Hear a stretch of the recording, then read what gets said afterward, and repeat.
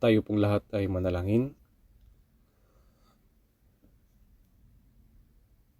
Banal at mahabagin naming Amang Diyos na sa amin ay nagmamahal, pinasalamatan ka po namin. Bagaman noong lumayo kami sa iyo at nabuhay sa kasalanan, ay nahabag ka po sa amin. At nung hindi ka pa namin kilala, minahal mo po kami. At upang iligtas kami, isinugo mo ang Panginoong Hesus. Inalis niya ang sumpa at kahatulan na naharapat naming tanggapin. At sa pamagitan ng mahalagang dugo na dumanak sa Kanya doon sa krus, ay hinugasan niya ang lahat na aming mga kasalanan magpakailanman. Dahil sa Kanyang dakilang biyaya, hindi na kami kailanman muling haharap sa paghuhukom o sa kahatulan. Dahil sa kamanghamanghang biyayang ito, ay nagpapasalamat po kami sa iyo. Panginoon, kami po ay tunay na nagpapasalamat sa pagtulong mo po sa amin na maunawaan ang iyong kamanghamanghang biyaya at sa pagpapahintulot mo po sa amin na matanggap ang kaligtasan sa pamamagitan ng pananampalataya upang magkaroon kami ng buhay na walang hanggan at ng maluwalhating pag-asa na makapasok sa iyong kaharian.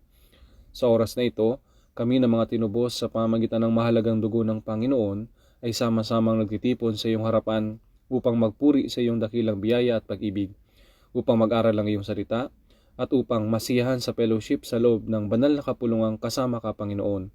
Naniniwala po kami na maging sa oras na ito, ang Panginoon ay narito na kasama namin.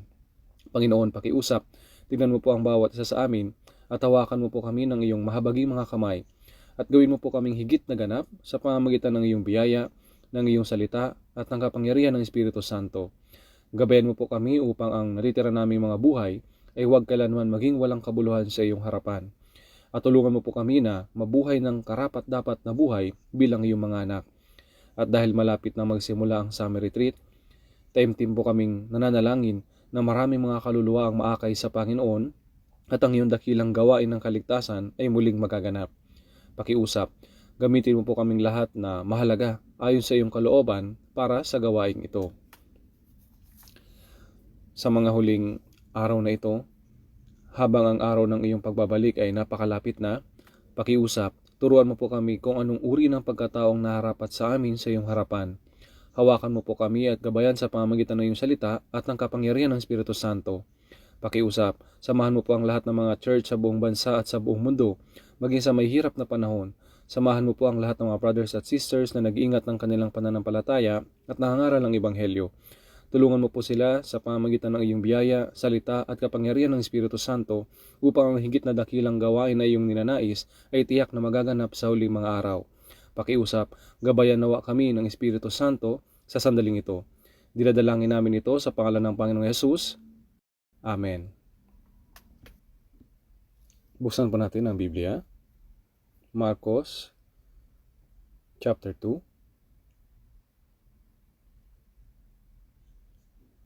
Marcos chapter 2, verse 1 hanggang 12. Marcos chapter 2, verse 1 hanggang 12. Marcos chapter 2, verse 1 hanggang verse 12. Babasahin ko po ito. Nang siya'y magbalik sa Capernaum, pagkaraan ng ilang araw, kumalat ang balita na siya'y nasa bahay. Maraming nagtipon, kaya't wala ng lugar kahit sa may pintuan, at kanyang ipinangaral sa kanila ang salita. May mga taong dumating na may dala sa kanya na isang lalaking lumpo na buhat ng 4. Nang hindi nila ito mailapit sa kanya, dahil sa karamihan ng tao, kanilang tinanggal ang bubungan sa tapat ng kanyang kinaroroonan. Nang kanilang mabutas iyon, ibinaba nila ang higaang kinahihigaan ng lumpo. Nang makita ni Jesus ang kanilang pananampalataya, sinabi niya sa lumpo, "Anak, pinatatawad na ang iyong mga kasalanan." May ilan sa mga eskriba na nakaupo roon na nagtatanong sa kanilang mga puso, "Bakit nagsalita ng ganito ang taong ito? Siya'y lumalapastangan. Sino ang makapagpapatawad ng mga kasalanan maliban sa Diyos?" Pagkabatid ni Jesus sa kanyang espiritu na nagtatanong sila ng gayon sa kanilang mga sarili, agad niyang sinabi sa kanila, "Bakit nagtatanong kayo ng ganito sa inyong mga puso? Alin ba ang mas madali? Ang sabihin sa lumpo, pinatatawad na ang iyong mga kasalanan, o ang sabihin, tumayo ka, damputin mo ang iyong higaan at lumakad ka. Ngunit upang malaman ninyo na ang anak ng tao ay may otoridad sa lupa na magpatawad ng mga kasalanan, sinabi niya sa lumpo, sinasabi ko sa iyo, tumayo ka at damputin mo ang iyong higaan at umuwi ka. Tumayo nga siya, agad na dinampot ang higaan at umalis sa harapan nilang lahat. Anupat na mangha silang lahat at niluwalhati nila ang Diyos na nagsasabi, kailanman ay hindi pa tayo nakakita ng ganito.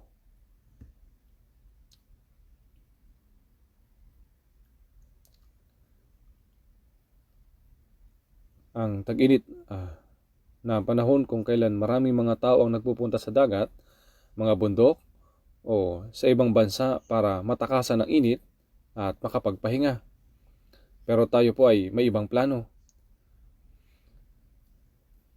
Ang mga estudyante ay nasa bakasyon at ang mga nagtatrabaho ay pwedeng lumiban.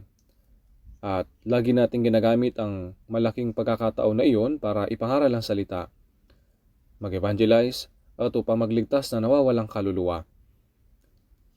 Gaya na po ng nalalaman ninyo, nagdadaos tayo ng spring, summer at autumn retreats, pati na rin ang iba pa sa ating Galilee Retreat Center sa Gwangju. Lalo na sa tuwing summer retreat, ang pinakamalaking bilang ng mga tao ay nagtitipon upang pakinggan ang salita at maligtas sila. Sa karaniwan, higit sa 10,000 katao ang nagtitipon sa bawat batch. Kaya nga, dinadaos natin ang summer retreat ng 7 batches. Lagi tayong gumagawa ng labis upang ipangaral ang ebanghelyo at para mag-counseling ng mga tao. Ngunit tuwing summer retreat, kapag marami mga churches at mga brothers at sisters mula sa buong bansa ang nagtitipon, nananalangin tayo ng sama-sama at ganap na nakatuon sa pangaral ng ebanghelyo. At tuwing summer retreat, ang pinakamalaking bilang ng mga tao ay tumatanggap ng kaligtasan. Noong una ako nagdaos ng summer retreat sa Amerika, umupa kami ng retreat center sa Asheville, North Carolina, sa isang lugar na itinayo ng Baptist Church. Ang mga pasilidad ay napakaayos, pero walang malaking auditorium. At nakakapagtaka dahil kahit na iyon ay isang simbahan ng Baptist, wala itong pool para sa pagbabautismo. Inupahan namin ang lugar at ginamit na minsan. Naalala ko na nakaramdam ako ng kaunting inggit dahil napakaayos ng pagkagawa ng sa retreat center na iyon. Ngunit ang ating retreat center ay hindi may kukumpara ng mas malaki at mas maayos. Sa totoo lang, sa tingin ko, walang lugar sa mundo ang may singlaki at singayos na pasilidad gaya ng ating Galilee Retreat Center. Hanggang ngayon, nagsasagawa pa rin tayo ng mga construction. Dahil kulang tayo sa lodging, kailangan nating magrenta at maagang magreserba ng mga malalapit na pensions. Kahit na medyo mahal ang mga ito, pero puno na rin ang mga ito. Kaya hindi na tayo makapagrenta rito. Marami mga kahirapan, subalit patuloy tayo nagsasagawa ng construction ng mga bagong lodging buildings sa ngayon. Hindi po ba? Ang mga gusali na itinatayo natin ngayon ay magkakaroon po ito ng 480 na mga kwarto at maaaring ilang mga maliliit na mga auditoriums. Kapag naitayo na ito, doon tayo magtitipon ng summer retreat sa susunod na taon. Ang construction ay mabilis na isinasagawa. Gaya po ng alam po ninyo, ang construction ng lodging sa panahong ito ay napakalaking proyekto. Ang gastos ay nasa lagpas 60 billion won o 2.4 bilyong piso. Pero naisasagawa natin ang construction ng walang anumang malaking problema. Hindi ba kamangha-mangha iyon? Bakit ba natin kailangan gawin iyon? Dahil marami mga tao ang naliligtas kapag nagdadaos tayo ng retreats doon. May bili ba natin sa pamamagitan ng salapi ang mga kaluluwa ng mga tao? Hindi po. At hindi rin natin ito magagawa sa pamamagitan ng ating mga kakayahan o mga paraan. Subalit, kapag marami mga tao ang nagtitipon para manalangin at labis na mag-evangelize ng sama-sama, ang mga dumadalo ay nakakaramdam na parang kailangan nga nilang maligtas. Kailangan nilang maligtas o aalis sila. Pero hindi sila makakaalis dahil kung walang magpapasakay sa kanila. Hindi nila magagawang maglakad palabas doon. Kaya nga perpektong setup po ito. Kaya wala silang magagawa kundi ang maupo ng maayos at makinig sa salita. Sa huli, makikita natin sila na tumatanggap ng kaligtasan at nababautismuhan, na nagpapatotoo na kung hindi ako nagpunta sa retreat center sa panahong ito, maaaring malaking kapahamakan ang sinapit ko. Gaano nga kasaya ang Diyos?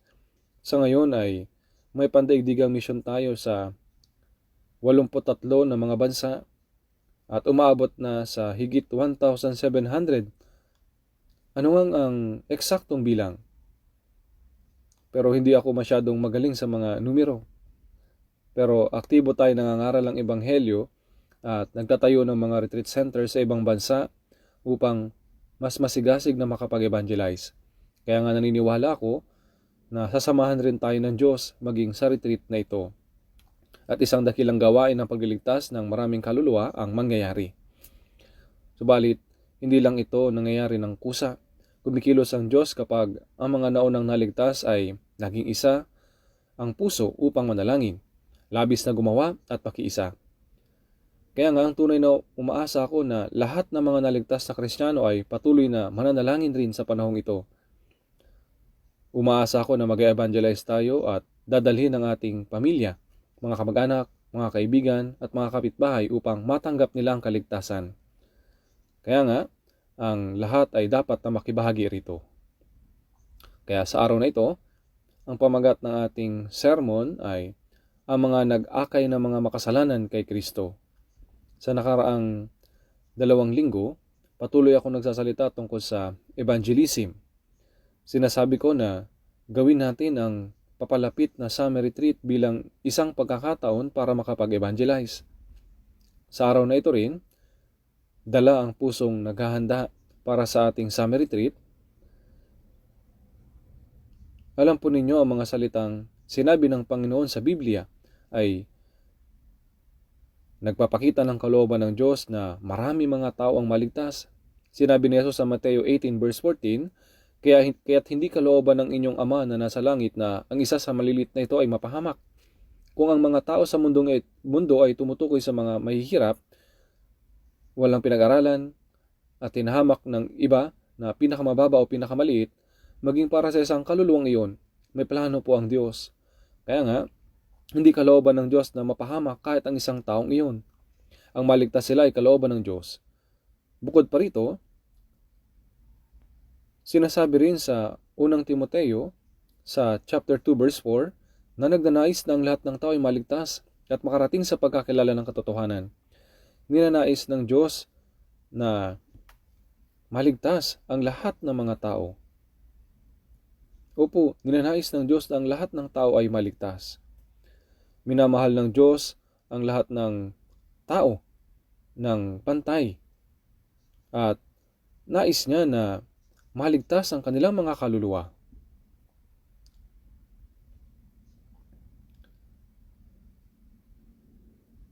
Maging si Juan ay tagapag-bautismo ay nagpatotoo tungkol kay Jesus sa sinasabi niya.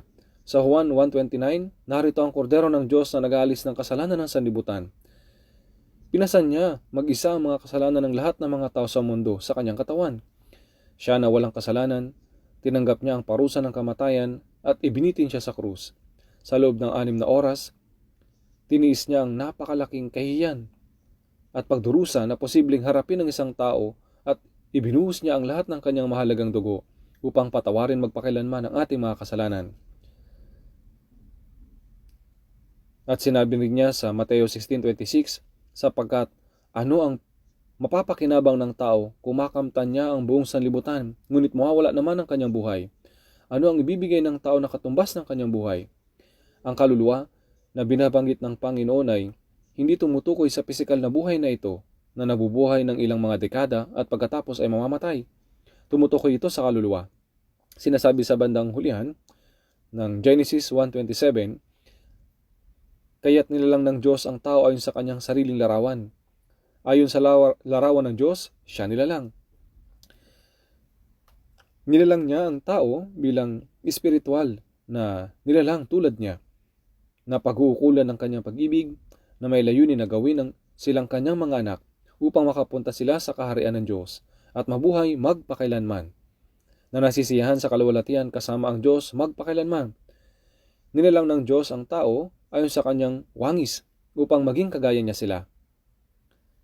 Ang halaga ng kaluluwa ng isang tao ay hindi may kukumpara sa anumang bagay sa mundong ito. Ang mga tao ay tunay na mahalaga at marangal. Binabanggit din sa mga awit 49:20, taong nasa karangalan, subalit hindi nakakaunawa, ay gaya ng mga hayop na namamatay. Ang kaluluwa ng bawat tao na nilalang ayon sa wangis ng Diyos ay mas mahalaga kaysa mundong ito at lubang napakahalaga. Kaya nga, upang maligtas ang maraming mga kaluluwa, ang tanging anak ng Diyos ay umabot hanggang sa punto ng kamatayan sa krus bilang handog pang kasalanan. Subalit hindi ito naunawa ng mga tao. Ngayon, naunawa natin ang dakila at kamanghamanghang biyaya at pag-ibig ng Diyos at tatanggap natin ang kaligtasan. Hindi po ba? Hindi natin magawang umpisa ang ilarawan kung gaano kamanghamanga na tayo ay naligtas. Kaya nga, tinatawag ito sa mga Hebreo chapter 2 verse 3 ang ganito kadakilang kaligtasan. Ang paglalang at pamamahala sa lahat ng mga bagay sa kalawakan ay ginawa sa pamamagitan ng salita at kapangyarihan ng Diyos. Walang anumang bagay ang hindi niya kayang gawin sa pamamagitan ng kanyang salita at kapangyarihan. Subalit, may isang bagay na hindi kayang gawin maging ng kanyang salita at kapangyarihan. Iyon ay ang gawain na pagliligtas ng kaluluwa ng isang tao. Hindi yun may sasakatuparan sa pamamagitan lang ng salita at kapangyarihan ng Diyos. Bakit po? Sinasabi sa Roma chapter 6 verse 23, sapagkat ang kabayaran ng kasalanan ay kamatayan. Iyon ang hustisya ng Diyos. Ang kabayaran ng kasalanan ay ang paghatol ng Diyos at ang walang hanggang pagkawasak. Hindi ito mariresolba kahit sa pamamagitan ng salita at kapangyarihan ng Diyos. Dahil para sa halaga ng kasalanan, dapat na may matuwid na hatol ayon sa kanyang hustisya. Para makaiwas ang isang makasalanan sa kamatayan, isang matuwid na tao ang dapat mamatay sa lugar ng makasalanan. Kaya nga, si Kristo bilang matuwid ang nagdala ng mga kasalanan ng lahat ng mga makasalanan sa sanlibutan at namatay. Namatay siya sa krus. At iyon ang nakamamanghang bagay na ginawa ng Diyos. Sa pamamagitan nito, ang mga sumasampalataya rito ay naliligtas, nagiging anak ng Diyos at makakapunta sa walang hanggang kaharian sa langit. At masisiyahan sa kaluwalhatian kasama ang Diyos magpakailanman. Ang ganito kadakilang kaligtasan. Tayo na naligtas ay tumanggap ng gayong kadakilang kaligtasan. Kung may sino man dito na hindi pa nakakatanggap ng kaligtasan, hindi kayo maliligtas sa pamamagitan ng simpleng pagpunta sa church ng walang kondisyon. Dapat ninyong maunawaan ng gayon kadakila at kamanghamanghang Diyos na matanggap ang ganito kadakilang kaligtasan. Paano nga tayo makakatakas kung ating babayaan ng ganito kadakilang kaligtasan? Kung maliit ang tingin natin dito, paano tayo makakatakas sa hatol ng Diyos? Tinanggap natin ang gayon kadakilang kaligtasan at gaya ng ating sariling kaligtasan ay dakila at mahalaga, ang ibang mga kaluluwa ay dakila at mahalaga rin, hindi po ba? Kung iniisip natin na ang kaligtasan ng ating sariling kaluluwa ay dakila at mahalagang bagay, ngunit itinuturing natin ang kaluluwa ng ibang tao ng may pagpapabaya, hindi ba napakalaking pagkakamali nito? Ngayon ang nag-iisang layunin kaya nananatili ang isang taong ligtas sa mundong ito ay upang mag-akay ng maraming tao na hindi paligtas sa Panginoon upang maligtas sila. Yun din ang pinakadakila at pinakamamanghang bagay na magagawa ng isang tao. Sa pagliligtas ng kaluluwa ng tao, kumikilos ang Diyos sa pamamagitan ng mga taong unang naligtas upang maligtas ang mga makasalanan sa mundong ito at dalhin sila sa kaharian ng Diyos. Kaya nga, ang pamagat ng ating sermon ngayon ay ang nag-akay ng mga makasalanan kay Kristo.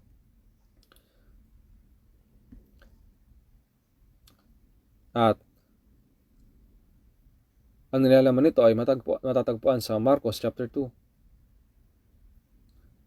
Sa Marcos chapter 2, sinasabi dito na nagbalik si Jesus sa Capernaum at nananatili siya sa isang bahay, at nang kumalat ang balita, maraming nagtipon sa bahay na iyon.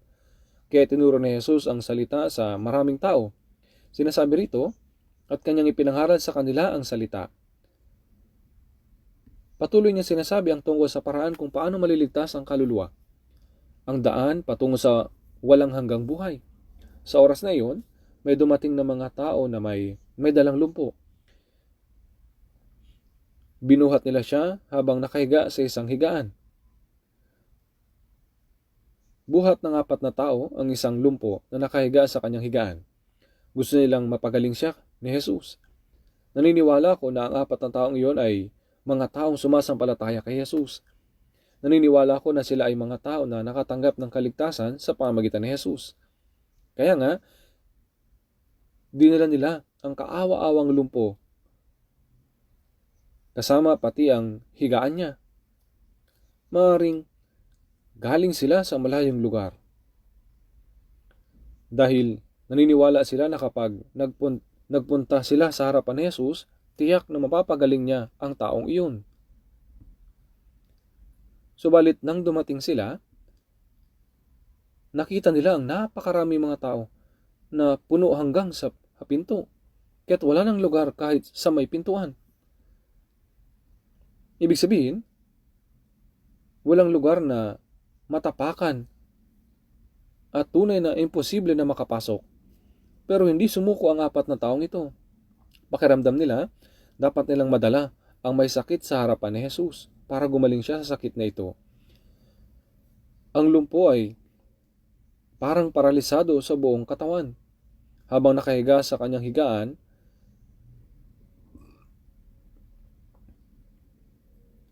hindi siya makagalaw kahit unti. Gaya ng kalagayan ng isang hindi ligtas na kaluluwa na patay.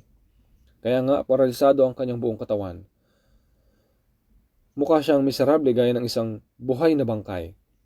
Hindi magtatagal, walang magagawa ang taong ito kundi ang mamatay.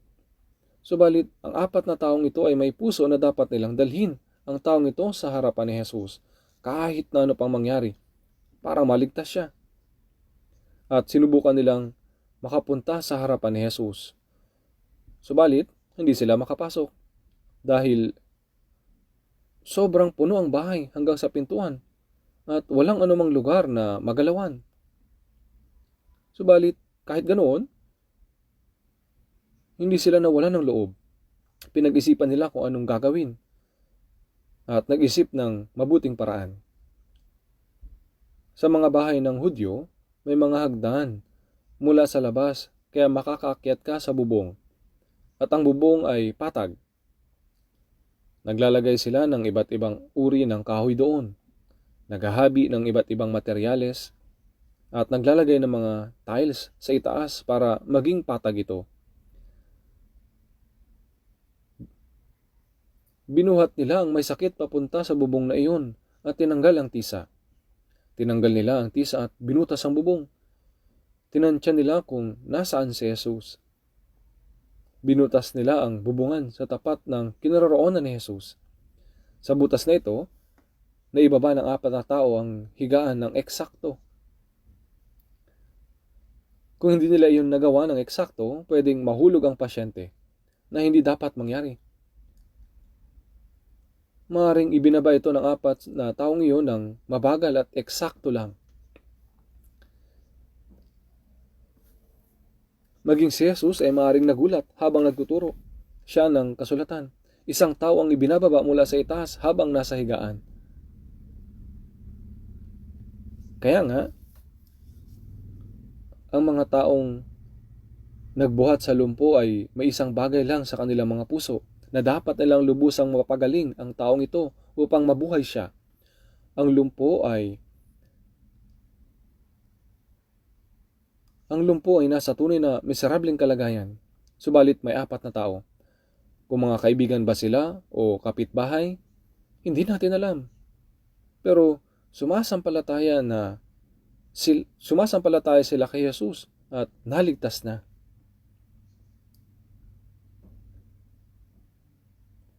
Kung kaibigan ba sila o sino man sila, napakalaking pagpapala na may mga taong ligtas sa paligid niya na gaya nila.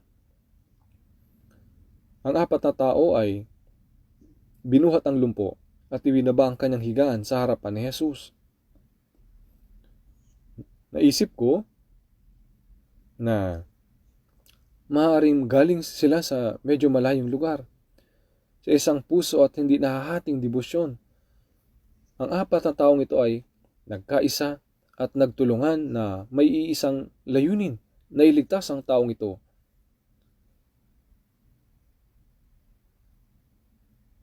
Dalhin siya at ibaba ang kanyang higaan sa harapan ni Jesus. Kapag inisip natin ang eksenang ito, lubusang lampas ang ganitong bagay sa may isip ng tao. Kung hindi sila makapasok sa bahay, pwedeng maghintay sila sa labas o bumalik na lang dahil hindi naman nila alam kung kailan matatapos ang pagtitipon. Subalit dahil lubusang kailangan ng mga taong ito na madala muna ang may sakit sa harapan ni Jesus, anuman ang mangyari. May mga hagdan na ginagamit ang Hudyo para makaakyat sa bubungan. Maingat nilang binuhat ang taong ito sa hagdan. Tinanggal nila ang mga tisa sa bubungan at binutas ang bubong. At maraming tao ang maaaring nagulat. Pwedeng pinagalitan sila. Sinaway at hinamak sila at sinabi na, anong ginagawa ng mga taong iyon? Ano iyan? Pero si Jesus, alam niya ang lahat ng mga bagay.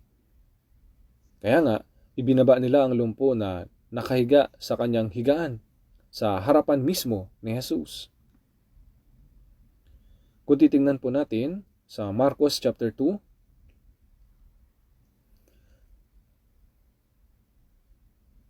tingnan po natin sa verse 4, nang hindi nila ito mailapit sa kanya dahil sa karamihan ng tao, kanilang tinanggal ang bubungan sa tapat ng kanyang kinaroroonan.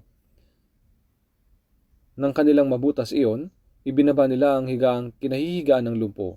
Nang makita ni Jesus ang kanilang pananampalataya, sinabi niya sa lumpo, Anak, pinatatawad na ang iyong mga kasalanan. Nang makita ni Jesus ang kanilang pananampalataya, kaninong pananampalataya ang tinutukoy na kanilang pananampalataya? Hindi lamang ang sa lalaking lumpo, kundi maging sa apat na taong nagdala sa kanya kay Jesus. Nakita niya ang kanilang pananampalataya. At sinabi sa lalaking lumpo, Anak, pinatatawad na ang iyong mga kasalanan.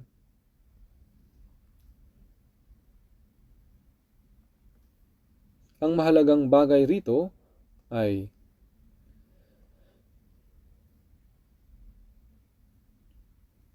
marahil labis na ninanais ng Panginoon na gumaling ang lalaking lumpo. Marahil kinausap ng apat na lalaki ang lalaking lumpo ng detalyado bago nila siya buhatin. May lalaking nagangalang Jesus at isinugo siya ng Diyos. Binubuhay niya ang patay, nililinis ang mga kitongin at pinapagaling ang mga taong paralisado. Kung pupunta ka sa kanya, tiyak na gagaling ka. Ang taong ito ay ganap na lumpo at patungo na sa kamatayan.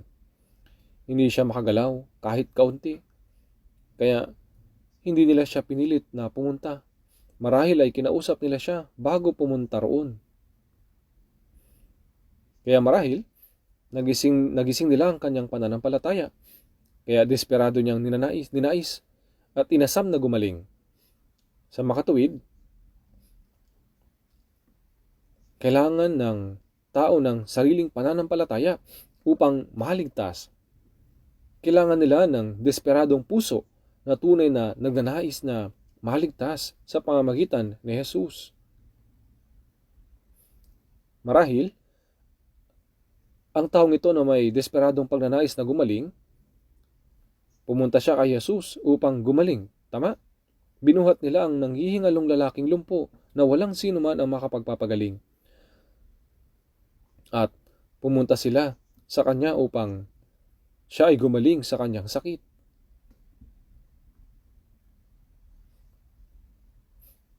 Ang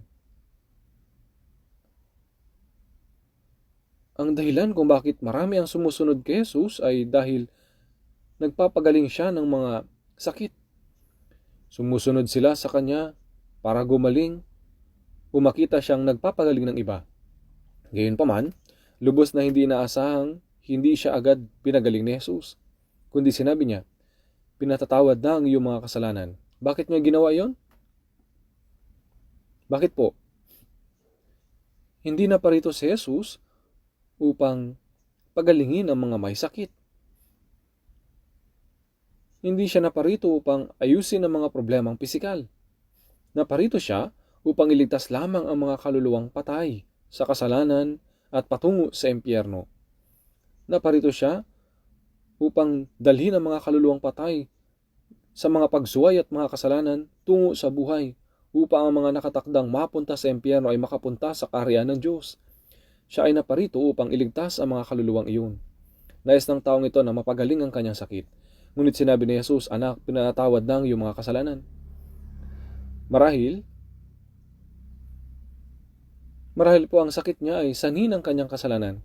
Kaya sa Santiago sa chapter 5, kapag nananalangin para sa mga may sakit, sinasabi nito na sa Santiago 5:16, "Kaya't ipahayag ninyo sa isa't isa ang inyong mga kasalanan, at ipanalangin ninyo ang isa't isa upang kayo'y gumaling." Kung ang sakit ay sanhi ng kasalanan, ang puso na nagsisisi sa kasalanan muna ang kinakailangan. Sinasabi na ipahayag ang mga kasalanan at pagkatapos ay manalangin upang gumaling.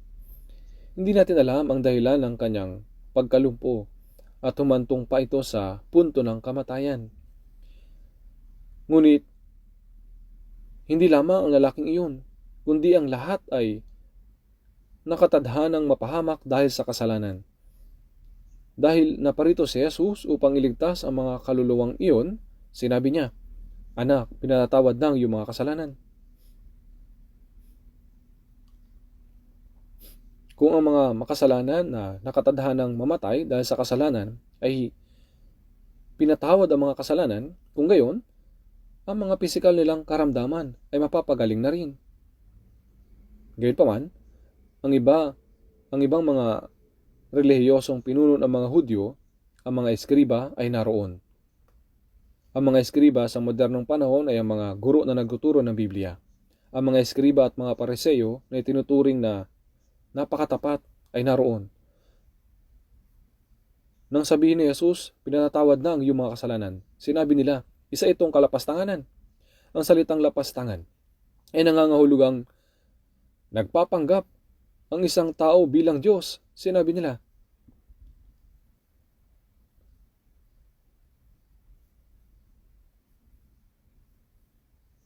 sino makapagpapatawad ng mga kasalanan maliban sa Diyos? Iniisip nila na lapastangan si Jesus dahil nagpapanggap siya na Diyos. Kaya binabantayan nila siya upang magkaroon ng pagkakataong patayin siya. Kaya nung sinabi ni Jesus, "Pinatawad na ang iyong mga kasalanan," sinabi nila, isa itong paglapastangan. Sino makapagpapatawad ng mga kasalanan maliban sa Diyos?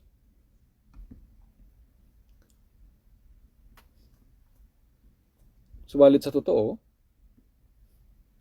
hindi nila ito alam. Si Jesus ay kapantay ng Diyos. Sinabi ni Jesus sa Juan 10:30, "Ako at ang Ama ay iisa." Bilang kapantay ng Diyos, naparito siya sa anyo ng tao upang iligtas ang sangkatauhan. Sinasabi sa Filipos chapter 2 verse 6 na siya, bagamat nasa anyo ng Diyos, ibig sabihin ay kapantay siya ng Diyos. Sa Filipos 2:6-7, hindi niya itinuring na isang bagay na dapat panghawakan ang pagiging kapantay ng Diyos, kundi hinubaran niya ang kanyang sarili at kinuha ang anyong alipin na naging katulad ng tao. Si Jesus ay Diyos na naparito sa sanlibutan sa anyo ng tao upang iligtas ang sangkatauhan. Siya ay tao, ngunit isang taong walang kasalanan. Bakit po? Sapagkat si Jesus lamang ang matuwid. Bakit po? Upang iligtas ang mga makasalanan. Isang matuwid na tao ang dapat na mamatay sa halip ng mga makasalanan. Upang ang mga makasalanang nakatakda sa pagkawasak ay maligtas at mapunta sa langit. Isang walang kasalanan at matuwid na tao ang dapat na mamatay para sa kanila. Kinailangan niyang idanak ang lahat ng kanyang mahalagang dugo. Si Jesus ang Mesiyas na naparito upang iligtas ang mga makasalanan. Siya po ang Mesiyas. Kaya sinasabi ni Jesus sa Juan 5:27, at siya'y binigyan niya ng kapangyarihang humatol sapagkat siya'y anak ng tao. Si Jesus ang Panginoon ng kaligtasan at ang tagapagligtas. Ngunit siya rin ang Panginoon ng kahatulan. Habang binibigyan niya tayo ng pagkakataon upang maligtas sa pamamagitan niya, hinahatulan din niya ang mga hindi nananampalataya. Kaya siya ay naparito upang humatol. Ang mahalagang bagay po rito, ang lalaking lumpo ay hindi kayang makapunta kay Jesus sa sarili niya. Kailangan niyang pumunta sa harapan ni Jesus upang gumaling o makatanggap ng kaligtasan. Ngunit hindi niya kayang gumalaw man lang. Kailangan niya ang tulong ng tao na naligtas na at nananampalataya na sa Panginoon. Katulad po ito sa ngayon. Upang maligtas ang ibang mga kaluluwa, dapat nilang matanggap ang tulong mula sa mga naligtas na. Walang sino man sa mundong ito na maaaring makapagligtas sa kanyang sarili. Sa makatuwid, minamahal ng mga naligtas na ang mga kaluluwa ng mga hindi paligtas, na may tapat na pagnanais upang dalhin sila kay Kristo, upang maligtas sila. Gumagawa silang may pagsakripisyo at kasipagan. Sa pamamagitan ng gayong sakripisyo at pagpapagal, nakakay nila ang mga tao sa Panginoon upang sila ay makatanggap ng kaligtasan. Yan po ang paraan na itinalaga ng Diyos para sa pagliligtas ng mga kaluluwa ng tao. Naunawaan niyo po ba yan? Noong tayo ay naligtas, mayroon bang naligtas dahil lamang matalino siya? Minaligtas ba sa pamagitan lamang ng pananalangin mag-isa at nahanap ang kaligtasan na mag-isa? Wala po. Tayo po ay kinailangan natin ang tulong ng isang taong naligtas na. Kinakailangan nito ang sakripisyo at pagpapagal ng tulong ng mga naunang naligtas. At may isang taong kinakailangan tulungan tayo na mapakinggan ng salita upang sa pamamagitan nito ay matanggap natin ang kaligtasan. Kung hindi, ang kaluluwa ng isang tao ay hindi maliligtas. Kaya nga, bago nila madala ang lalaking lumpo kay Jesus, hindi nila siya pinilit na magpunta. Maaring nasabi nila sa kanya na kung siya ay pupunta kay Jesus, tuluyan siyang gagaling. Na binuhay ni Jesus ang patay, nilinis ang mga kitongin na walang anumang sakit na hindi niya kayang pagalingin.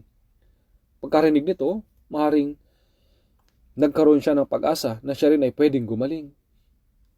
Gayon din naman, kapag inakay natin ang isang kaluluwa sa Panginoon, hindi lang natin siya basta pwedeng pilitin na magpunta. Dapat muna natin siyang tulungan na maunawaan kung sino si Jesus. Tulungan na maunawaan nila na sila ay miserableng mga kasalanan sa harap ng Diyos. Ituro at ipaliwanag sa kanila na may paraan ng kaligtasan sa pamamagitan ni Jesucristo upang ang kanilang mga puso ay mabuksan para manampalataya. Kaya nga ang lumpo ay maaaring nakarinig ng maraming bagay bago pa man magpunta mula sa mga taong umakay sa kanya. Sapagat si Jesus ay naparito upang iligtas sa mga makasalanan. Sinabi niya, "Anak, pinatatawad na ang iyong mga kasalanan." Napakahalagang maunawaan ang katotohanan ito upang maligtas ang isang kaluluwa. Ang tulong ng mga naunang naligtas ay napakahalaga. Sapagat ito ang itinakdang paraan ng Diyos upang iligtas ang kaluluwa ng mga tao sa pamamagitan ng mga naunang naligtas. Sinasabi sa Pilipos 1:5-6, "Dahil sa inyo pa ikibahagi sa pagpapalaganap ng Ebanghelyo mula ng unang araw hanggang ngayon, ako'y panatag sa bagay na ito, na ang nagpasimula sa inyo ng mabuting gawa ay siyang magtatapos ito hanggang sa araw ni Jesucristo. Ang unang araw ay tumutukoy sa araw na tayo ay naligtas. Lahat tayo ay may araw na natanggap natin ang kaligtasan. Mula ng araw na iyon, ang ating pakikibahagi sa ibang mga ligtas ay nagsimula. Dahil sa inyong pakikibahagi sa pagpapalaganap ng Ebanghelyo mula ng unang araw hanggang ngayon, pagkatapos nating maligtas, nagsimula tayong magkaroon ng pakikibahagi sa mga taong nasa paligid natin na una-unang naligtas. Meron na tayo ngayong isang Ama, ang Diyos.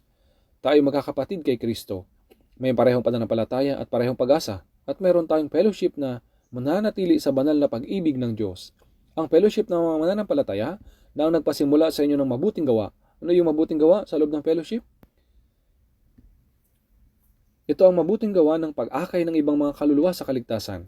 Sinasabi sa mga gawa 10:38 kung paanong si Jesus ng taga-Nazaret ay binuhusan ng Diyos ng Espiritu Santo at ng kapangyarihan, kung paanong naglibot siya na gumagawa ng mabuti at nagpapagaling ng lahat ng mga pinahihirapan ng dyablo sapagkat kasama niya ang Diyos. Ito ang sinasabi ng kasulatan. Sinasabi na si Jesus na taga-Nazaret ay binuhusan ng Diyos na nagkatawang tao sa Espiritu Santo, puspos ng kapangyarihan ng Diyos. Naglibot siya na gumagawa ng mabuti. Anong uri ng mabuting gawa iyon?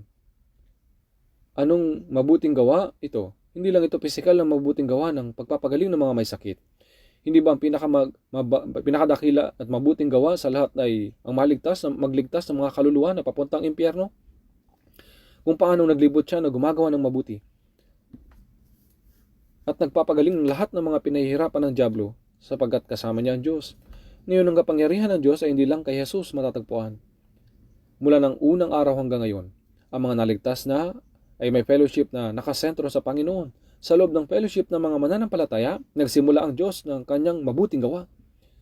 Doon nagsimula ang gawain ng pagdadala ng ibang mga kaluluwa sa kaligtasan. Ano ngayon ang gawain ng mga naligtas sa mundong ito? Ang pinakamahalagang gawain ay ang akayin ang ibang kaluluwa, ang maraming hindi paligtas, tungo sa Panginoon upang matanggap nilang kaligtasan. Iyon ang gawain na tinatawag tayo upang gawin. Kaya nga, gaya ng sinasabi sa Efeso 3:20, ayon sa kapangyarihang gumagawa sa atin. Ang sa atin ay tumutukoy sa mga naligtas na, ayon sa kapangyarihang gumagawa sa atin. Ang Panginoon ay kasama natin, gumagawa sa pamamagitan ng kanyang kapangyarihan, sa Kanya na makakagawa ng higit na sagana kaysa lahat ng ating hinihingi o iniisip. Habang gumagawa siya sa atin, ano ang taimtim nating nananais at hinihingi? Nagnanais tayo na maligtas ang ibang mga kaluluwa. Habang tayo mga naligtas ay sama-sama nakikibahagi at nagpapagalang sama-sama para sa Ebanghelyo, ang ating taimtim na ninanais ay ang marami pang mga kaluluwa ang madala nawa sa kaligtasan. Hindi lamang ito pagnanais ng Diyos, kundi naging pagnanais din naman natin. Ang mga salitang sa Kanya na makakagawa ng higit na sagana kaysa lahat ng ating hinihingi o iniisip ay tumutukoy sa ating pagkakaroon ng iisang isipan at paggawa ng sama-sama alang-alang sa Ebanghelyo. Sinasabi sa Pilipos 1:27 na magkakasama nagsisikap para sa pananampalataya ng Ebanghelyo kapag tayo ay nagkakaisa at nagpapagal ng magkakasama para sa pagpapahayag ng Ebanghelyo, kumikilos ang Diyos ng higit na sagana kaysa lahat ng ating hinihingi o iniisip. Tinutupad niya ang gawain na pagliligtas ng kaluluwa ng mga tao. Kaya dapat nating maunawaan na iniligtas ng Diyos ang ibang mga kaluluwa sa pamamagitan ng pakikibahagi ng mga naligtas na. Sa ganitong uri ng liwanag, wala tayong pwedeng sunugin, hindi po ba? Hindi sa ganitong uri ng ilaw na gawa ng tao. Maging ang sikat ng araw sa labas ay hindi nito kayang magsimula ng apoy o makasunog ng anumang bagay. Ngunit, isipin niyo po ang convex lens. Gaya nito, kung gagamitin mo ito upang itutok sa sinag ng araw sa isang direksyon, magsisindi ito ng apoy. Nasubukan ko ito mismo. Si Jesus, Sinabi ni Jesus, sapagkat kung saan nakakatipon ng 2 o 3 sa aking pangalan, ay naroon ako sa gitna nila. Kung kahit 2 o 3 tao nakakatipon sa pangalan ng Panginoon at ay hindi na nagnanais na magawa ang gawain ng Diyos, ang Diyos ay nasa gitna nila at gumagawa ng mga makapangyarihang gawa. Ang gawain ng kaligtasan ay nangyayari. Mabuti ang magpagal ng mag-isa. Ngunit kung ang dalawang tao ay nananalangin at gumagawa ng magkakasama, ang Diyos ay gumagawa ng mas makapangyarihan. Kapag ang 2 o 3 ay naging mas marami pa, lahat ay may iisang isipan. Ang mas higit na dakilang gawa ay maisa sa katuparan. Kapag nagtitipon tayo para sa ating retreat, hindi tayo nagpaplano na pumunta sa beach o pumunta sa ibang bansa para sa kasiyahan, hindi po ba? Sa halip, mayroon tayong gawain sa retreat na ito upang maakay natin ng maraming tao sa Panginoon. Ang may mga isisama ay kailangang paghandaan ito ng mas maaga at pagplanuhan at ang pagdala sa kanila. Kung may isasama kayo, dapat nyo rin paghandaan ng lugar na tutuluyan nila. Kaya naghahanda kayo ng matutuluyan nila at patuloy na inaayos ang mga kinakailangang ipaghanda. Sa ganitong paraan, nagpaplano kayo ng mas maaga para sa layunin ng pag-akay ng taong iyon kay Kristo. Kung wala kayong may sasama, kung gayon, maglingkod kayo sa pamamagitan ng pagmamando ng trapiko o tumulong sa transportasyon. Sa retreat center ay may mga sisters na nagwe-welcome ng mga dumarating. Ang iba ay nagmamando sa mga sasakyan. Ang ilan brothers ay naglilinis ng mga pasilidad. At ang mga nanay ay nagpapagal sa kusina. Labis na gumagawa na may pawis. Maging ang mga brothers ay maayos na naghuhugas ng mga pinggan. Bakit nila ginagawa ang mga bagay na ito? Sapagkat ang lahat ng ito ay kailangan sa gawain ng pangangaral ng Ebanghelyo. At ako rin, dapat kong gawin ang aking gawain. Kahit na wala kang personal na ma-evangelize, dapat kang maglingkod sa anumang paraan na kaya mo. At habang naglilingkod tayo, kumikilos ang Diyos sa gitna natin. Ang 2 o 3 na nagkakatipon sa aking pangalan. Ibig sabihin sa lugar kung saan sila nagkakatipon para sa kaharian at kalawalatian ng Diyos. Para sa pangalan ng Diyos, ang Panginoon ay naroon kasama nila. Hindi ibig sabihin nito na ang Panginoon ay mananatiling walang ginagawa, kundi ang Panginoon ay kikilos. Siyang gumagawa sa pamamagitan ng kapangyarihan sa gitna natin. Ang Panginoon ay kumikilos sa gitna natin. Kaya tuwing retreat natin, kapag ang libo-libo mga tao na naunang naligtas ay nagkakaroon ng isang isipan at ipinapangaral ang Ebanghelyo, kumikilos ang Diyos doon at tinutulungan ang mga hindi paligtas na makatanggap ng kaligtasan. O ang isang tao ay dumalo sa retreat mula umpisa hanggang katapusan, ngunit hindi natanggap ang kaligtasan, magtataka kayo kung anong uri ng puso mayroon siya. Maaaring mas matigas pa ito sa isang pirasong bato. Ngunit sa huli, dapat silang sumuko sa harap ng Diyos. Tama po? Dahil lang hindi naging epektibo ang pag-evangelize ng isang beses, hindi ninyo dapat sila pabayaan na lang. Sa pakikinig sa mga kwento ng mga tao na dumadalo sa ating retreat, sinasabi nila na noong unang pagdalo nila sa retreat at nakita ang napakalaking gusali ng kabundukan, namangha sila sa una. Sinasabi nila, anong klaseng gusali ito?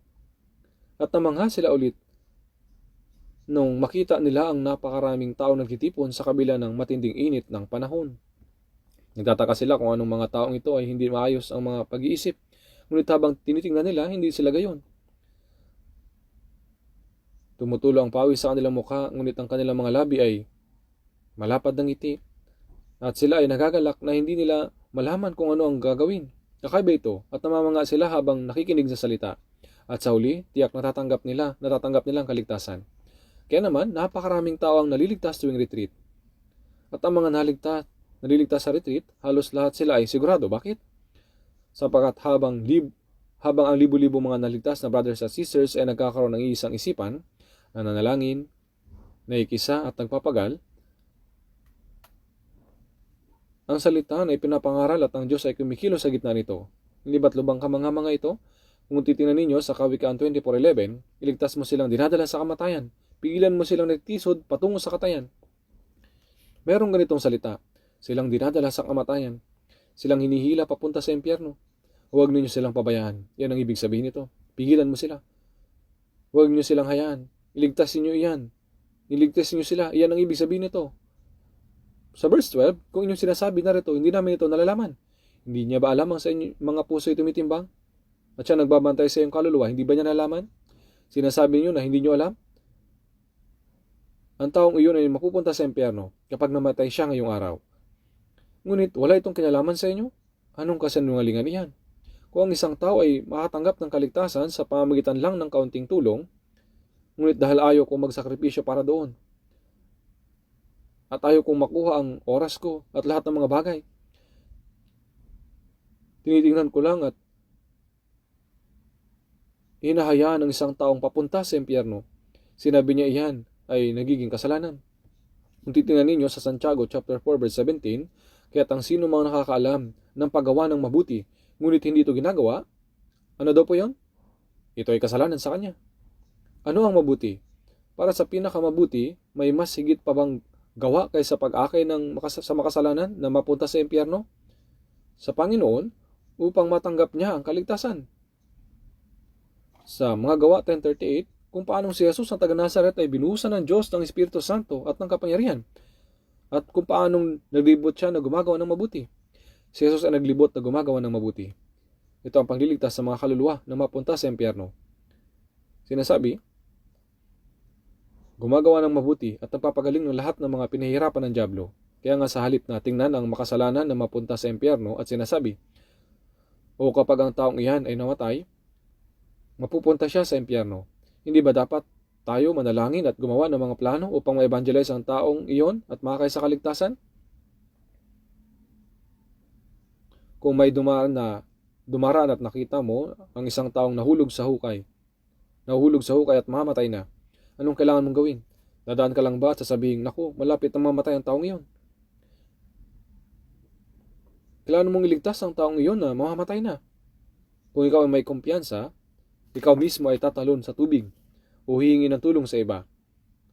Sa anumang paraan, kailangan mong matiyak na ang taong iyon ay maliligtas. Kung sasabihin mong ikaw ay abala at walang kinalaman ito sa iyo at dumaan ka lang at hinayaan ng taong iyon na mamamatay, nagiging indirect murder yun. Alam natin na hindi pag-evangelize sa isang kasalanan, tama? Sa 1 Corinto 9:16, sapagkat kung pinapangaral ko ang ebanghelyo, wala akong dahilan upang magmalaki, sapagkat ang katungkulan ay iniatang sa akin. Kahabag-habag ako kung hindi ko ipangaral ang ebanghelyo. Ibig sabihin, ni Apostol Pablo na kapag hindi niya pinangaral ang ebanghelyo, kahabag-habag ako. Isa itong kasalanan. Kaya't ang sino man nakakalam ng paggawa ng mabuti, ngunit hindi ito ginagawa, ito ay kasalanan sa kanya.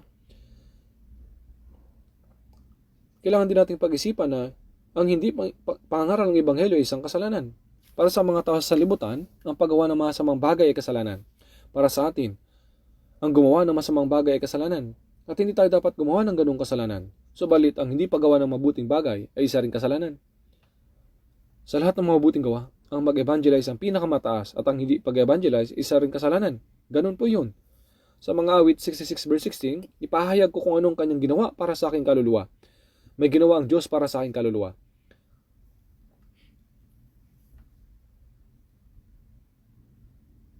Kapag ipinangaral ninyo ang ebanghelyo, ang kaluluwa ng mga tao ay makakatanggap ng kaligtasan.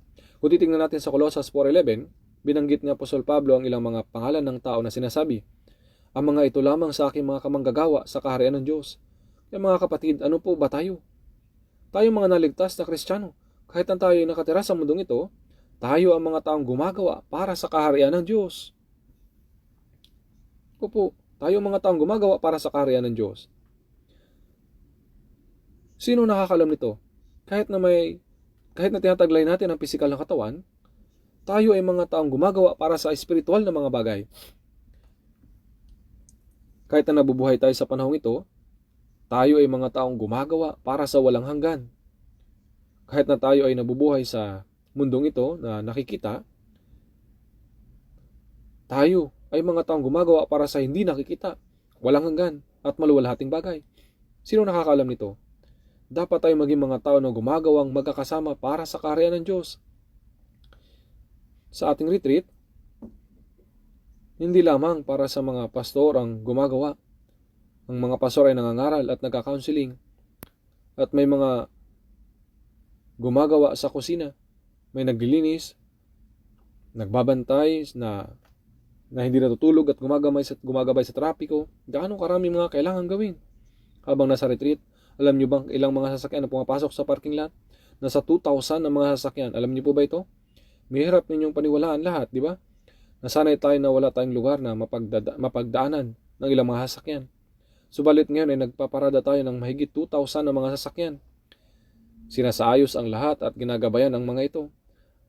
Anong mangyayari kung hindi natin ito gagawin?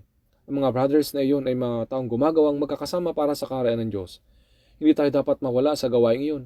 Ako man ay makikibahagi sa gawaing iyon.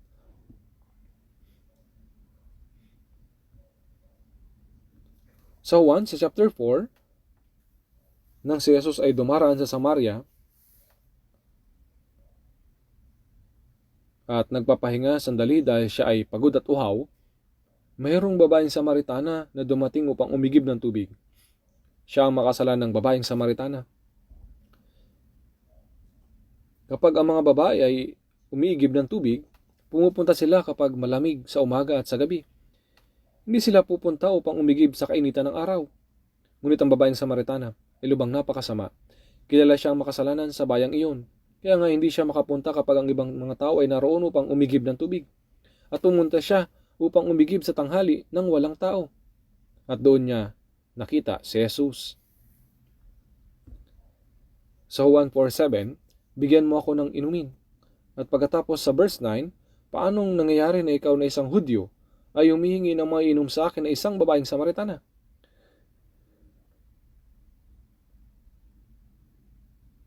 Isang taong nauuhaw ang humihingi ng kaunting tubig, kaya siya ay labis na nagreklamo. Itinuturing ng Samaritano ang mga Hudyo bilang kaaway. Ang mga Samaritano ay pinaghalong mga Hudyo at mga Hintil. Kaya tinuturing sila ng mga Hudyo gaya ng mga aso at din nakikisama sa kanila.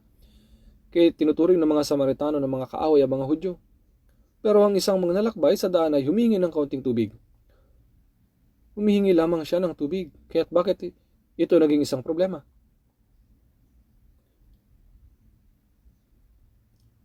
Paano nangyari na ikaw na isang Hudyo ay humingi ng maiinom sa akin na isang babaeng Samaritana? Sinabi niya na hindi ito nararapat. Hindi siya magbibigay. Ang babaeng ito ay walang kahit kaunting habag. Sinabi ni Jesus sa verse 10, kung nalaman mo ang kalooban ng Diyos at kung sino ang sa iyo yung nagsasabi, bigyan mo ako ng inumin, ikaw ay hihingi sa kanya at ikaw ay bibigyan niya ng tubig na buhay. Sa ngayon, hindi niya naintindihan ng babae ang kahulugan nito. At sa verse 11, Ginoo, wala kang pansalok ng tubig at malalim ang balon. Ito ang balon ay binigay ni Jacob sa kanila. Wala kang pansalok ng tubig, wala kang timba o kahit anuman, at malalim ang balon. Saan ka ngayon kukuha ng tubig na buhay? Sinabi ni Jesus, ang bawat uminom ng tubig na ito ay muling mauuhaw. Subalit ang sino mang uminom ng tubig na aking ibibigay ay hindi na mauuhaw magpakilanman. Ang tubig na aking ibibigay sa kanya ay magiging isang bukal ng tubig tungo sa buhay na walang hanggan. Para sa babae,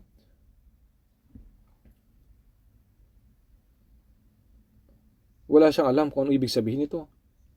Ito'y unang pagkakataon na makinig siya ng ganitong bagay. Ang ibig sabihin ni Jesus, hindi ang tubig na ito, kundi espesyal na tubig na ibibigay ako sa iyo. Habang nakatingin ng babae sa kanya, naramdaman ng babae na siya hindi nagbibiro. Kaya sinabi ng babae, o talaga, mayroon ka bang tubig? Meron bang ganitong tubig? Ginubigyan mo ako ng tubig na ito upang ako hindi na mauhaw at munta pa rito upang umigib. Ang maglakad para mag-igib ng tubig araw-araw ay napakahirap. Kaya gaano kaganda ang magkaroon ng tubig na hindi na muli mauuhaw pagkatapos mo itong inumin ng kahit minsan lang.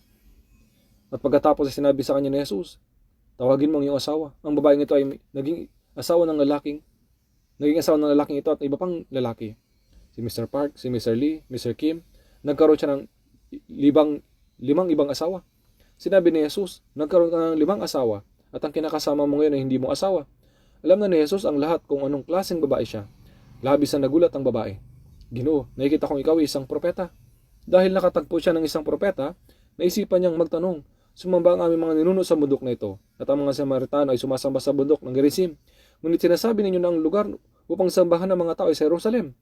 Alin ang tama? Babae, maniwala ka sa akin na darating ang oras na inyong sasambahin ng Ama, hindi sa bundok na ito o sa Jerusalem. Ang Diyos ay Espiritu at ang mga sumasamba sa Kanya ay kailangang sumamba sa Espiritu at katotohanan. Sapagat hinahanap ng Ama ang gayong mga sumasamba sa Kanya. Ang babae talagang nagulat.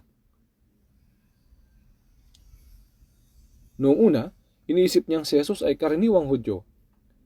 Subalit, pagkatapos naisip niya, siya ay isang propeta at sinabi niya, sa verse 19, Juan 4:19, Ginoo, nakikita kong ikaw ay isang propeta. Sumagot si Jesus, babae, naniniwala ka sa akin na darating ang oras na iyong sasambahin ng Ama, hindi sa bundok na ito o sa Jerusalem. Pagkatapos sinabi ng babae, nalaman ko na darating ang Mesiyas, ang tinatawag na Kristo. Pagdating niya, ay pahayag niya sa amin ang lahat ng mga bagay. Sinabi ni Jesus sa kanya, ako nga iyon na kumakausap sa iyo.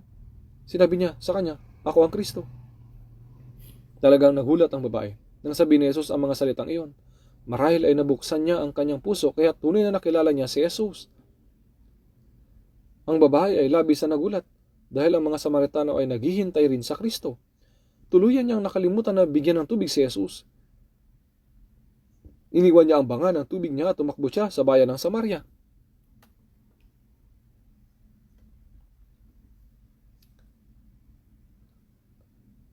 At siya ay sumigaw sa mga tao. Halika kayo, tingnan ninyo ang isang tao na nagsasabi sa akin ng lahat ng mga bagay na aking ginawa. Ang ibig niyang sabihin ay inihayag niya lahat ng mga bagay tungkol sa akin at dinala ang aking mga kasalanan sa liwanag. Ito nga kaya ang Kristo? Kaya't inisip ng mga tao sa lungsod na hindi naman baliw ang babaeng ito. Ngunit kakaiba ito. Ano nangyari sa kanya? Gaya ng alam ninyo, ito yung nakasulat sa Juan sa chapter 4 kung paanong sumunod ang mga tao upang makita si Jesus. Nakinig sila sa kanyang salita.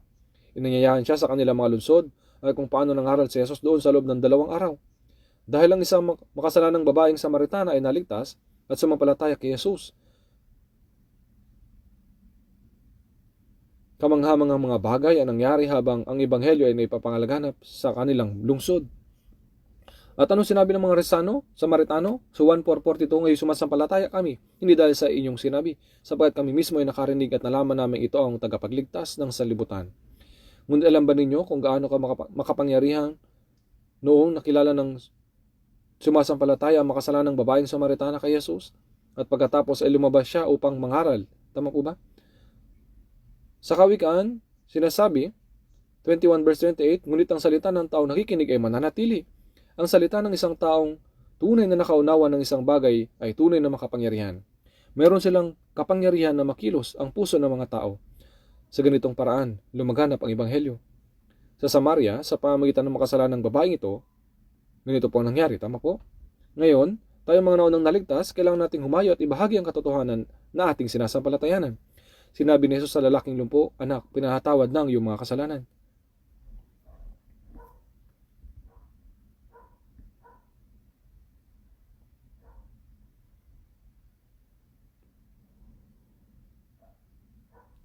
Hindi po ba ito ang pinakalayunin kung bakit si Jesus ay pumarito sa mundong ito upang bayaran ang mga kasalanan ng mga makasalanan at upang iligtas ang kanilang mga kaluluwa?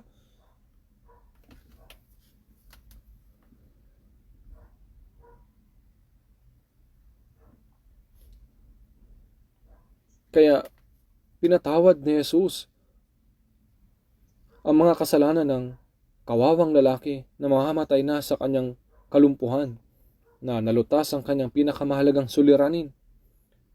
Kaya tiningnan ng mga eskriba si Jesus at sinabi, Marcos 2:7, bakit nagsasalita ng ganito ang taong ito? Siya'y lumalapas tangan. Sino makapagpapatawad ng mga kasalanan maliban sa Diyos? Ito ay dahil hindi nila alam na si Jesus ang Kristo. Hindi po nila alam na si Jesus ang Kristo. Paano mapapatawad ang mga kasalanan ng isang tao? Sa Levitico 17 verse 11, sapagkat ang buhay ng laman ay nasa dugo, at aking ibinigay sa inyo sa ibabaw ng dambana upang ipantubos sa inyong mga kaluluwa, sapagkat ang dugo siyang tumutubos dahil sa buhay.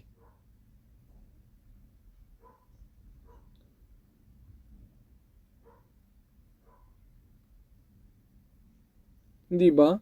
Hindi pa ganoon katagal, buhat ng malinaw na mapatunayan ng agham na ang buhay ng laman ay nasa dugo. Marahil ay halos nasa 100 taon o mahigit pa lamang. Subalit, ang Levitico ay salitang isinulat 3,500 years na po ang nakakalipas. Sapagat ang buhay ng laman ay nasa dugo. At ang dugo ay siyang tumutubos dahil sa buhay.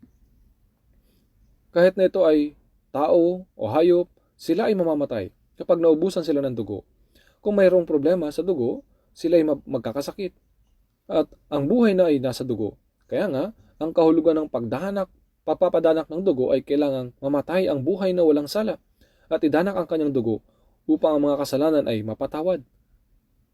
Ito ang dahilan kung bakit sa panahon sa Lumang Tipan, pag nagkakasala ang mga Israelita, sila ay pumapatay ng tupa, mga kambing o mga guya at iwiniwisik ang dugo nito sa dambana ng pagtubos upang mapatawad ang kanilang mga kasalanan. Tama po ba? Subalit sa Hebreo 10 verse 4, sapagkat hindi maaaring mangyari na ang dugo ng mga toro at mga kambing ay makapag-alis ng mga kasalanan. Ang dugo ng mga hayop ay hindi maaaring mag-alis ng kasalanan ng mga tao. Subalit bakit niya sinabi sa kanila na maghandog ng alay na hindi na naman makapagpatawad ng mga kasalanan? Sinabi niya sa kanila na makapaghandog ng alay na hindi naman makapagpapatawad ng mga kasalanan. Dahil hindi po yun ang mga tunay na pag-alay, ngunit anino lamang ni Kristo.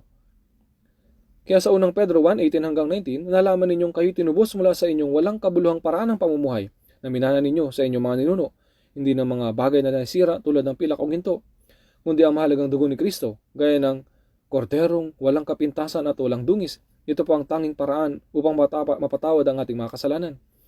At sinasabi sa Hebreo 9:22, kung walang pagdanak ng dugo, ay walang kapatawaran ng mga kasalanan. Gayon din sa Hebreo 9:12, sinabi niya na nagawa niya ito sa pamamagitan ng kanyang sariling dugo. Sa gayon tinitiyak ang walang hanggang katubusan. Tama po, si Jesus ay namatay na kagaya ng kordero at binayaran ang ating mga kasalanan.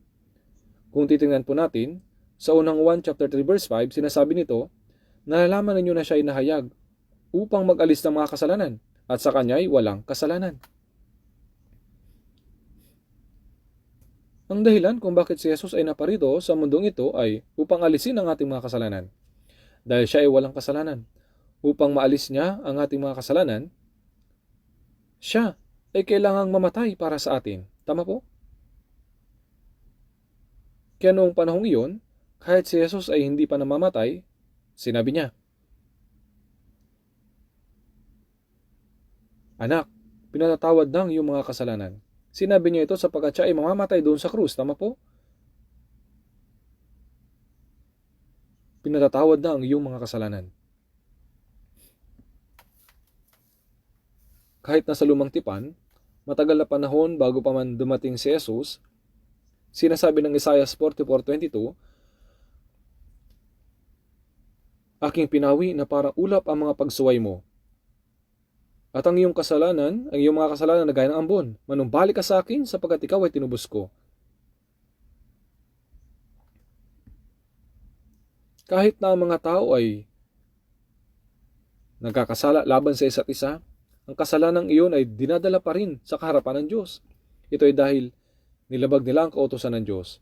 Kahit ang napuntahan ninyo ang tao, magpaumanhin at bayaran sila ng buo, ang problema ay hindi pa rin lubusang naayos. Hindi po ito maayos maliban na lang na ang Diyos ang mag-ayos nito. Ang mga kasalanan ang humaharang sa daan natin patungo sa Diyos. Kagaya ng isang makapal na ulap o makapal na hamog. Subalit kanyang sinabi, aking pinawi na para ulap ang mga pagsuway mo at ang iyong mga kasalanan na gaya ng ambon. Noong sinabi ni Jesus doon sa krus na natupad na, pauna niyang sinabi na papawiin niya ang ating mga kasalanan. Manumbalik ka sa akin sapagkat ikaw ay tinubos ko. Binanggit niya rito na ang pagkapatawad ng mga kasalanan, babasahin po natin, Efeso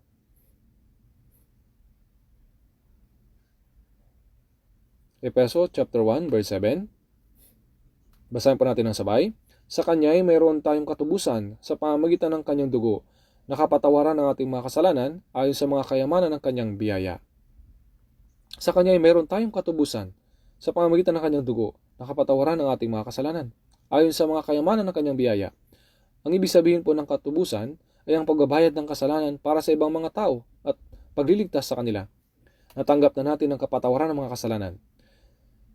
Sa pamamagitan ng dugong iyon, ang walang hanggang katubusan, ang walang hanggang kapatawaran ng mga kasalanan ay naisakatuparan. Hindi po ba't kamangha-mangha ito? Ipinahayag natin ngayon ang katotohanan na isa nakatuparan ni Jesus.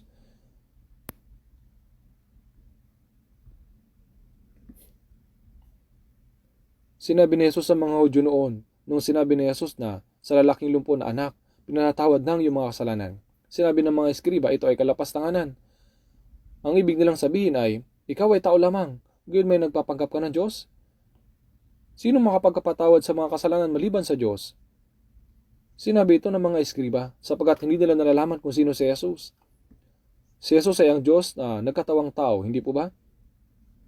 Kaya nga, sinasabi sa Juan 10:30, Ako at ang Ama ay iisa. Sinabi po ito sa Juan 10:30. Tama po ito. Sila ay iisa. Kaya nga, sinabi ni Jesus na ang kanilang mga kasalanan ay pinatawad na. Dahil kanyang isinakatuparan ang walang hanggang katubusan.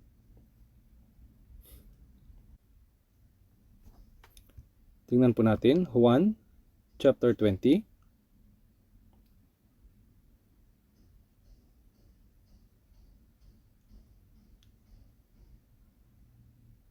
Juan chapter 20, verse 21. Juan chapter 20, verse 21.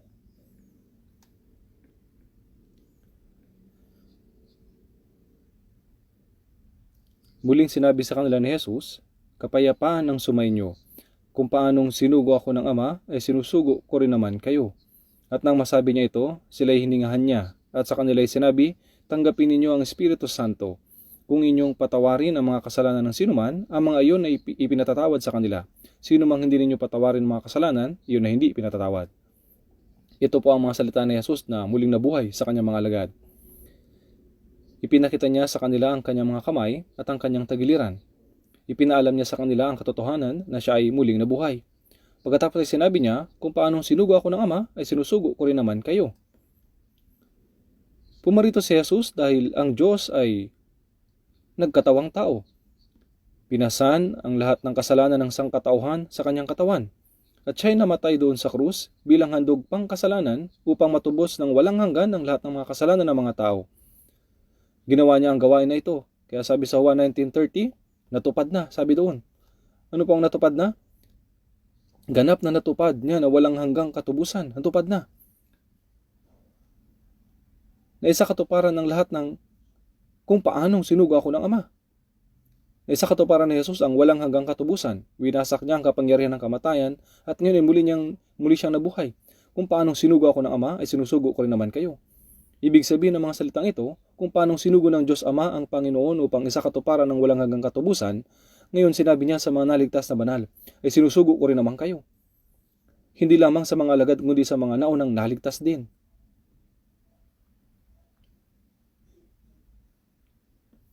At sa verse 22, sa Juan chapter 20, sa verse 22, at nang masabi niya ito, sila'y hiningahan niya, at sa kanila'y sinabi, tanggapin ninyo ang Espiritu Santo.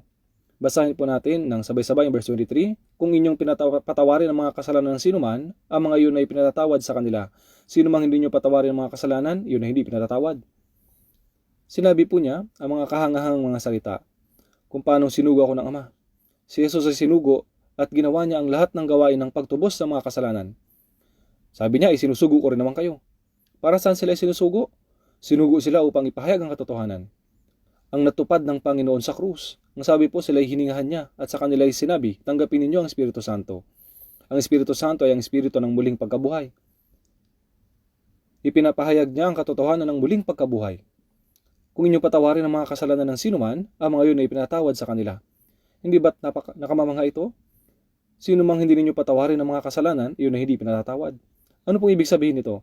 Wala nang higit pang nakamamanghang salitang ito. Walang hanggan na pinatawad ni Jesus ang mga kasalanan natin doon sa krus. At kapag naunawaan at sinapalatayaan ito ng isang tao at ipinahayag ang katotohanan ito, tatanggap din ang kapatawaran ng mga kasalanan ng ibang tao. Gaano nga nakamamanghang ang ating ginagawa? Kapag ipinapahayag natin ang katotohanan na naisa katuparan ng Panginoon, kapag ipinapangaral natin ang Ebanghelyo sa pamamagitan ng Espiritu Santo, ang taong yun ay patawarin, magpakailanman. Ibig sabihin ay maliligtas sila. Mga kapatid, alam nyo ba kung gaano nakamamangha ang ginagawa natin? Ipinagkakatiwala niya sa atin ang gawain ng pagpapahayag ng walang hanggang katubusan na isinakatuparan ng Panginoon dun sa krus. Kung ipapangaral natin ang Ebanghelyo at tatanggapin nila ang salita, tatanggap ng kapatawaran ng mga kasalanan ng mga taong iyon. Ngunit kung papabayaan lang natin sila, na hindi sila ina-evangelize, ang ibig sabihin ng salitang mananatili sila. Ganon din po patungo sila sa impyerno. Sabi sa Roma 10:14, ngunit paano nga silang tatawag sa Kanya na hindi nila sinampalatayanan? At paano sila sasampalataya sa Kanya na hindi nila napakinggan? At paano sila makikinig kung walang mangangaral? At paano sila mangangaral kung hindi sila sinugo? Kahit na natupad na ni Jesus ang walang hanggang katubusan, anong magiging silbi nito kung hindi ito ipapangaral? Tama po? Sila ay mapupunta sa impyerno nang wala silang lubusang alam tungkol dito. Kaya nga, sinasabi, at paano sila sasampalataya sa Kanya na hindi nila napakinggan? At paano sila makikinig kung walang mangangaral? Kung walang sino mang mangangaral nito, hindi nila maririnig ang Ebanghelyo. Kung hindi nila maririnig, ay hindi sila sasampalataya. At kung hindi sila sasampalataya, mapupunta sila sa impyerno. Kaya naman, gaano nakamamangha ang gawain na dapat nating gawin? Ang gawain na ginawa ni Jesus ay pinagkatiwala niya sa atin ngayon. So 1, sa chapter 14, verse 12,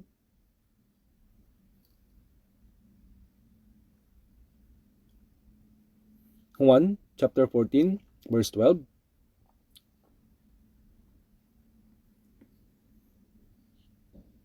Juan, chapter 14, verse 12. Katotohanan sinasabi ko sa inyo, ang sumasampalataya sa akin ay gagawin din ang mga gawang aking ginagawa, at lalong dakilang mga gawa kaysa rito ang gagawin niya, sapagkat ako'y pupunta sa Ama. Sinabi ni Jesus, katotohanan sinasabi ko sa inyo, ang sumasampalataya sa akin ay gagawin din ang mga gawang aking ginagawa, at lalong dakilang mga gawa kaysa rito ang gagawin niya. Pagkatapos na umakyat si Jesus sa langit, ipinangaral ng mga alagad ang Ebanghelyo. Sila ay bumuhay ng mga patay, gaya ng ginawa ni Jesus. Nagpagaling din sila ng mga may sakit. Sila rin ay gumawa ng mga himala na ginawa rin ni Jesus. Kung gayon, ano pong lalong dakilang mga gawa kaysa rito? Ibig sabihin nito, kapag ipinapahayag ninyo ang katotohanan na ang mga kasalanan ay pinatawad niya, magpakailanman, tatanggap sila ng kapatawaran. Gagawin din ang mga gawang aking ginagawa. Magagawa natin ang gawain na ginawa ng Panginoon. Kung inyong patawarin ang mga kasalanan ng sinuman, ang mga iyon ay pinatawad sa kanila. Sa Katolisismo, sinasabi nila na may otoridad ang Papa na magpatawad ng mga kasalanan. Siya daw ang humalili kay Pedro. Sinasabi nila na ang Pope ang may otoridad na magpatawad ng mga kasalanan. Ngunit hindi niya ito magagawa ng mag-isa, kaya't binigyan din niya ng otoridad ang mga pari. Kaya sasabihin ng pari na patawad ng iyong mga kasalanan. Sinasabi nila ito na kapag may nangungumpisal at sinabi, gumawa ako ng ganito at gayong kasalanan, sasabihin ng pari, pinatawad ng iyong mga kasalanan at sila'y napatawad. Pero kapag sinasabi niya, hindi ko yun ipinatatawad, kaya manatili ang mga iyon. Hindi po ganito ang ibig sabihin ng talatang ito sa Biblia. Ibig sabihin nito na kung ipahahayag mo ang katotohanan na tinupad ni Jesus doon sa krus, sila'y mapapatawad. At kung hindi mo ipapahayag at pababayaan sila ay pupunta sa impyerno. Alam niyo po ba kung gaano nakamamangha na kailangan nating ipangaral ang Ebanghelyo? Kung patuloy na tinitikom ng isang ligtas na tao ang kanyang bibig at hindi mag-evangelize, walang sino man ang maliligtas. Hindi po ba? Kaya paano nga hindi natin ito ipapahayag? Kaya mga kapatid, dapat tayong maging masipag sa pag-evangelize, hindi lamang sa tuwing summer retreat, kundi sa araw-araw nating buhay. Ang mga taong hindi pa ligtas ay pinapanganak sa mundong ito upang sila ay maligtas. Kaya nga tayo nabubuhay pa hanggang ngayon. Kaya nga nabubuhay pa sila hanggang ngayon. Kaya bakit po hanggang ngayon ay nabubuhay pa ang mga naligtas? Nabubuhay po tayo upang ipahayag ang kaligtasan. Ang mga naligtas ba ay nabubuhay para yumaman gaya ng mga tao sa sanlibutan? Makakain ng maayos, mabuhay ng komportable, at magsaya sa mundong ito? Siguradong hindi po. Kaya mga kapatid, sa tingin ninyo, gaano nakamamangha kapag napunta tayo sa langit? Dahil hindi alam ng mga tao, maging ang ligtas, may takot sa kamatayan. Ngunit para sa atin ng mga taong naligtas, ang araw ng ating kamatayan ay isang maluwalhating araw. Sabi po sa mga awit, Mahalaga sa paningin ng Panginoon kamatayan ng kanyang mga banal. Sinabi pa, mahapalad ang mga patay na namamatay sa Panginoon mula ngayon. Opo, sinasabi ng Espiritu, kapag ang taong ligtas ay namatay, siya ay agad natutungo sa harapan ng Diyos. Sa Lucas 16:22, nang namatay ang lalaking mayaman, siya ay naghirap sa Hades. Ang kahulugan po ng pangalan na Lazaro ay ang Diyos ang aking katulong. Para sa mga taong ligtas, ang Diyos ang ating kagalakan at pag-asa. Subalit saan napunta si Lazaro nang siya ay namatay? Siya ay dinala ng mga anghel sa kandungan ni Abraham. Siya ay pumasok sa langit. Kapag ang taong ligtas ay namatay, siya ay dinadala ng mga anghel sa presensya ng Diyos. May isang brother na kasama nating sumasamba dito sa Seoul Central Church. Siya ay guro sa universidad at sa huli ay lumipat sa Lifeword Mission Church pagkatapos niyang magretiro.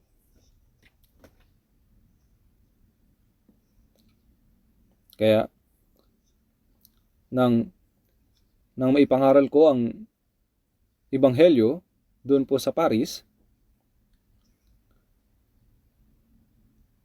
tinawagan ko siya at nakausap ko siya ng sandali. Nang ako po ay bumalik sa Korea, siya po ay namatay na. Sinabi ng kanyang asawang babae sa akin, nang magkasama silang dalawa sa kwarto sa ospital, sinabi niya, may lalaki nakaputi na nakaupo sa tabi ko, pero walang ibang tao doon. Isang anghel ang pumunta upang sunduin siya. Kaya mga kapatid, gaya ng binanggit sa Lucas 16 verse 22, silang mga naligtas ay magtutungo sa langit. Kung ganoon, bakit kailangang matakot ang taong ligtas sa kamatayan? Ito ang pinakamaluwalhating araw.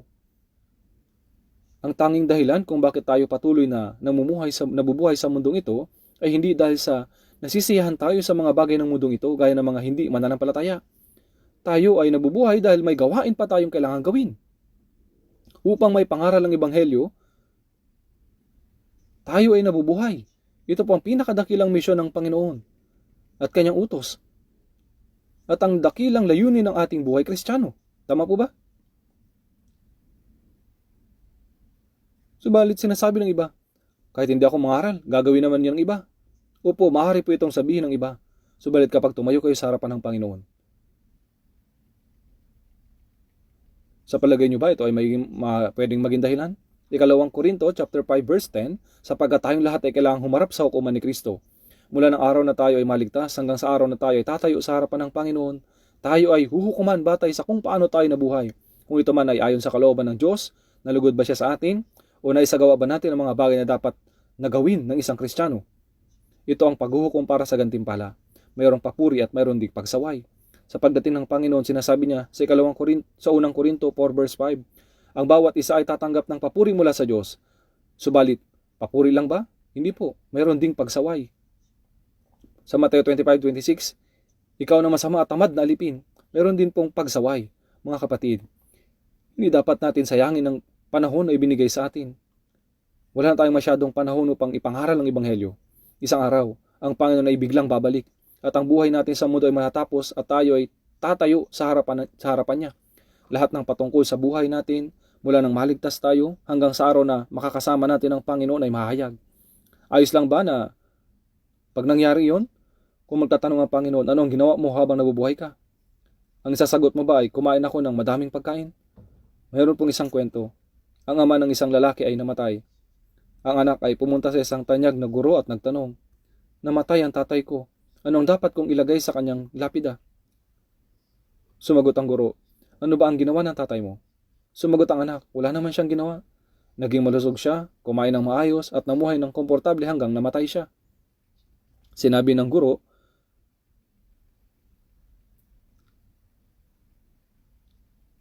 bumalik ka makalipas ang ilang araw. Nung bumalik siya, sinabi ng guro sa kanya, isulat mo ito, kumain siya at namatay. Wala nang iba pang may daragdag, kumain siya at namatay. Ito ba ang dahilan kung bakit tayo nabubuhay? Palagi kong ibinabahagi ang lapida ng dakilang evangelist na si D.L. Moody. Nakasulat doon ang mga salita sa unang Juan, sa chapter 2, verse 17. Nakasulat ito doon. Ang sanlibutan at ang pagnanasa nito ay lumilipas. Ngunit ang gumagawa ng kalooban ng Diyos ay nananatili magpakailanman. Siya na gumagawa ng kalooban ng Diyos ay mananatili magpakailanman. Ito po ang nakalagay sa kanyang lapida. Ano po ang kalooban ng Diyos? Ito ay ang mabigyang lugod natin ng Diyos. Ito ang gawain na iniutos sa atin ng Diyos na gawin natin. Higit sa lahat, sa Juan 5:24, ang nakikinig ng aking salita at sumasampalataya sa Kanya na nagsugo sa akin na may buhay na walang hanggan. At sa Juan chapter 6 verse 40, ito ang kalooban ng aking Ama, nang bawat nakakita sa anak at sa kanya'y sumampalataya ay magkaroon ng buhay na walang hanggan. Ang dakilang kalooban ng Diyos ay ang makatanggap ang mga tao ng kaligtasan sa pamamagitan ng Ebanghelyo. Naunawaan niyo po ba? Sa retreat na ito rin, tayo ay mananalangin at gumawang magkakasama upang madaming mga kaluluwa ang maligtas. Makapagbigay ng kagalakan sa Diyos. Sinabi na Apostol Pablo sa Roma 1:16, sapagkat hindi ko ikinakahiya ang Ebanghelyo, sapagkat ito ang kapangyarihan ng Diyos para sa kaligtasan ng bawat sumasampalataya. Sapagkat hindi ko kinakahiya ang Ebanghelyo. Nahiya po ba tayong ipangaral ang Ebanghelyo? Hindi tayo dapat nahiya. Hindi tayo dapat mahiya o pabayaan ito. Ang bawat sa kanya'y sumasampalataya. Kapag nadinig ng mga taong Ebanghelyo, naunawaan ang biyaya ng Diyos at sumampalataya sila, ang Ebanghelyo ay magiging kapangyarihan ng Diyos para sa kaligtasan. Kung gayon ay paano natin patuloy na ipapangaral ang Ebanghelyo? Kapag maraming kaluluwa ang naliligtas sa pamamagitan ng Ebanghelyo, nagbibigay ng kaluwalhatian sa Diyos Ama. Umasa po ako na gumagawa na po tayo ng plano kung sino ang ating iimbitahan para sa summer retreat. Patuloy akong nakakatanggap ng tawag. Sinasabi ng iba na higit sa 10 ang plano nilang dalhin. Naghahanda silang magdala para sa unang batch ng summer retreat at ang iba ay sa mga susunod na batches. Nagpaplano silang dumalo ng paulit-ulit upang maipangaral ang Ebanghelyo. Manalangin po tayo ng taimtim at maniwalang muling may sa katuparan ng Diyos ang kanyang dakilang gawain. Umaasa ako na ang lahat ay may pagnanais na makiisa sa gawain.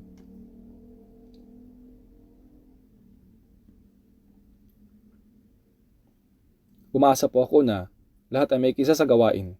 Manalangin po tayong lahat. Mahabagin naming Amang Diyos na nasa langit, salamat po sa iyong dakilang biyaya na iniligtas mo po kami na lumakad sa kasalanan at malayo sa iyo. At sa pag-ibigay mo po sa amin ng walang hanggang buhay at buhay na pag-asa.